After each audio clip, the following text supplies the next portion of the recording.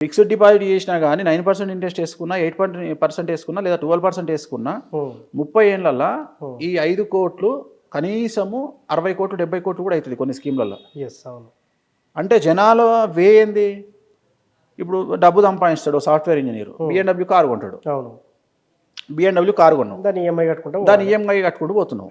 నేను అనేది ఏంటంటే BMW వల్ల నీకు వచ్చే మానసిక ఆనందం ఏముంది? బికాస్ ఆ పర్సన్ ఎవరో తెలియనప్పుడు ఏ కార్ల నుండి దిగినా సమానమే. అంతే. జనాలు ఎవరిని చూస్తారు? పర్సన్ని చూడరు, కార్నే చూస్తారు. కార్నే చూస్తారు. కార్నే చూసినప్పుడు నువ్వు వేస్టే కదా. అంతే కదా. సో అందుకనే first build your brand. First నీ బ్రాండ్ ఇంప్రూవ్ చేసుకో. ఓకే. ఇప్పుడు నాకు ఒక బర్త్డేకు ఒక వ్యక్తి ఒక 50,000 పెట్టి ఎల్వి చెప్పులు కొన్నాడు. అవును.